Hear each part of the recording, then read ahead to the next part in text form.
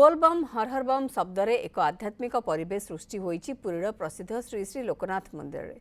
आज श्रावण मासर प्रथम सोमवार अवसर में प्रभु लोकनाथ देवंक निकटरे जललागी करिया काउड़िया भक्तंकर समागम होईछि। राति 12 द्वारपिटा नीति पर 12:30 रे मंगल आरती सहित अन्य नीतिकांति बढ़िथिला। राति 1:30 जललागी आरंभ होईछि। किभଳି चलिछि प्रभु लोकनाथ पाखरे जललागी से संपर्क में सेवायत और काउड़िया भक्तों सहित अधिक आलोचना करिसेंति मो सहयोगी चंद्रशेखर पात्र। आज श्रावण मासर प्रथम सोमवार बोलबम हर हर बम शब्द रे प्रकम्पित होची पुरीर प्रसिद्ध लोकनाथ पीठ। तेबे आज काउड़िया भक्त माने बड़ी भोर आसी प्रभु लोकनाथ पाखे जललाई कर निजर जो मानसिक रही से मानसिक पूर्ण हो बोली आशा रखिंट। आम सहित वरिष्ठ सेवायत जोड़ी होती लोकनाथ मंदिर ट्रस्ट बोर्ड संपादक अच्छा सीधा सड़क आलोचना करवा। आज बड़ पवित्र दिन श्रावण मासर प्रथम सोमवार किभली भाव देखुं आज दिन को काउड़िया भक्तर आज प्रबल समागम होती। जय लोकनाथ। सारा विश्वर समस्त सनातन धर्म को शैव भक्त मान मो तरफ हार्दिक अभिनंदन। ये हूँ गोटे यह पर्व जो पर्व निजर किए बापा माँ पिलांई मानसिक करें तो किए रोगर नाश नहेले महाप्रभु आपण पानी नहीं आसबि यही प्रकार मानसिकता भितर महाप्रभु पाखक आसती। विश्वास रही जे लोकनाथ महाप्रभु को दर्शन कले 1 लाख शिवलिंग दर्शन फल प्राप्ति हुए। तेणु जीवन मध्य जदि आम केवे 1 लाख शिवलिंग पाखे पानी ढाली न पारिबा ये गोटे जगह जोटी आम गोटे थर ढालिले 1 लाख शिवलिंग को स्नान करने सहित सामान हुए।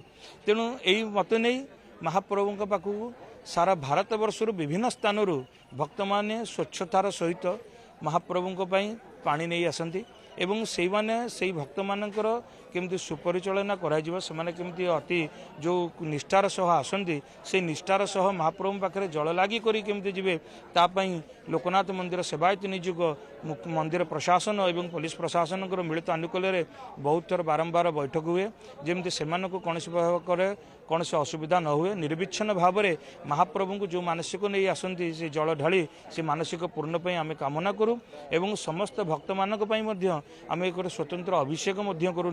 सेवायत निजुग तरफ जो भक्त आसी महाप्रभु पाखक जल ढाली तार जल ढालिबा जो मानसिक नहीं आसी मानसिक पूर्ण निमंते आम समस्त प्रकार चेष्टा करूँ जे मैंने कौन प्रकार असुविधा न हो। बहुत खुशी लगुच व्यवस्था सब ठीक ठाक चंदनपुर मानसिक प्रभु पाक तो आसिया कथा मानसिक कौन कष्ट तो लगे भगवान तो टाणी आनती कष्ट कौन निश्चित भाव आउ जड़े काउड़िया भाई अच्छा भाई जो आप खाली पादरे चली चली आसती प्रभु लोकनाथ नाम नहीं से केमती मन को शांति लगे आप बहुत आनंद बहुत खुशी लगे। बहुत वर्षा भी टी भल पड़े बहुत भी आनंद लगे। बाबा लोका बाबा डाकी डाकी डाकी डाकी आसवे आ भी जहाँ भी ये लोकनाथ बाबा आज्ञा प्रशासन आमर भी बहुत सुविधा करी वर्ष भी बहुत बहुत बहुत माने भल सुविधा अच्छी आमको ढालिया बहुत शांति लगे बहुत खुशी लगे।